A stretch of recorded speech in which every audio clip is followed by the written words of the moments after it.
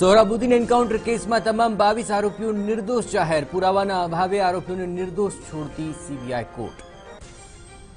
રાજકોટની ધર્મસભામાં રામ મંદિર નિર્માણ પર અમિત શાહ અને મોહન ભાગવત વચ્ચે બેઠક, સંઘે કહ્યું મે મહિના પહેલા મંદિર બનવું જોઈએ।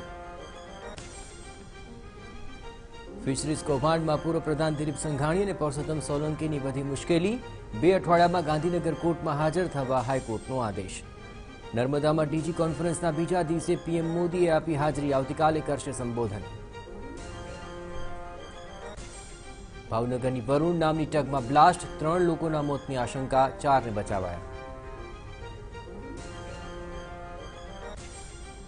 રોરો ફેરી પર ફરી સંકટ, સર્વિસ પૂરી પાડતી ઇન્ડિગો સીવેજ કંપનીએ પીએમઓ સીએમઓને લખ્યો પત્ર, ડ્રેજિંગ મુદ્દે સેવા બંધ કરવાની ચીમકી। માલગાડી નીચે કચડાય 3 સિંહના મોત મુદ્દે હાઈકોર્ટે કરી લાલ આંખ, કેન્દ્ર સરકાર અને રેલવે મંત્રાલયને 16મી જાન્યુઆરી સુધી જવાબ રજૂ કરવા આદેશ। અને ગુજરાતમાં કાતિલ ઠંડીની અસર, 5 ડિગ્રી સાથે નલિયા સૌથી ઠંડુ શહેર, જનજીવનને અસર।